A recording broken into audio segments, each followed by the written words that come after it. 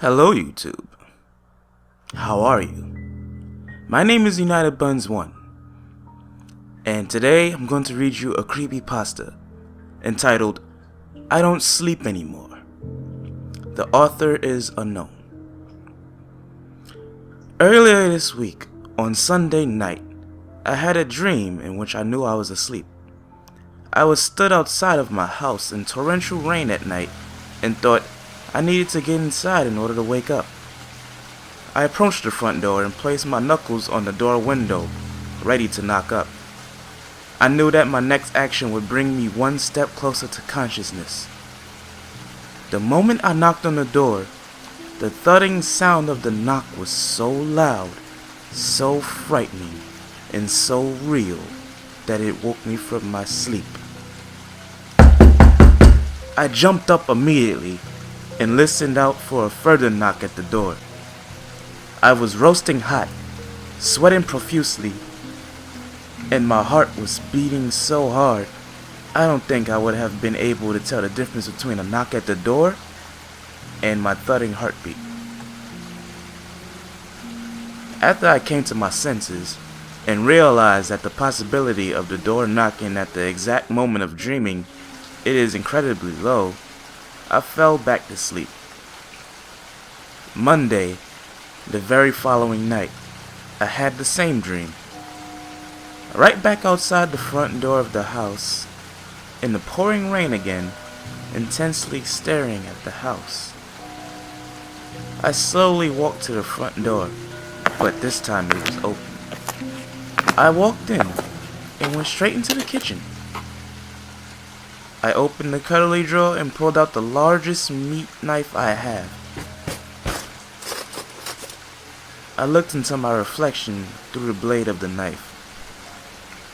They say if you stare directly into the reflection of your eyes for long enough, eventually it will hit you that someone is looking at you.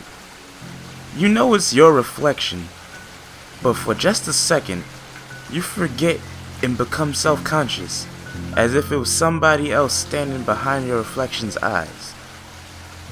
It didn't take a second of looking at my reflection through the blade to realize that somebody else was looking back. The moment I realized it was someone else wearing my grin in the reflection, I slammed the cutlery drawer shut. Again, I shot up out of bed. The sound of metal clanging in the drawer as it abruptly closed was so defined and so crystal clear. It couldn't have been a dream. It really spooked this time. I went downstairs into the kitchen. I was half asleep and had to check. I opened the cutlery drawer. I was relieved to find that the knife was still in the drawer. I closed it and went back to bed. It took a little longer this time, but I fell asleep. Tuesday night, my dream started with the grin in the reflection.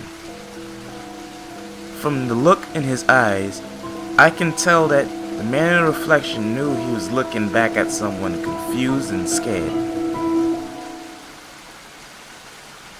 I find myself looking into the reflection of the knife, already in my hand, while stood outside of my house in the rain. The front door was open again. I walked into the house, directly up the stairs and into my bedroom. I looked at the bed and saw someone sleeping in it. It was me. I knew what I was going to do, but also knew that I couldn't stop myself. Instead, I kept thinking over and over again. Wake up! My emotions were both in extremes at once. I was terrified, but at the same time I was thrilled and excited to kill. Wake up! I shot right out of bed and stood up. I was absolutely drenched in sweat, roasting hot, but relieved to find nobody stood in front of me with a knife. It took a few seconds to realize that I was gripping something tight in my hand. I knew what it was even before I looked down and saw my reflection in it. It was that very same meat knife, and this time, the reflection in it looked terrified. I don't sleep anymore.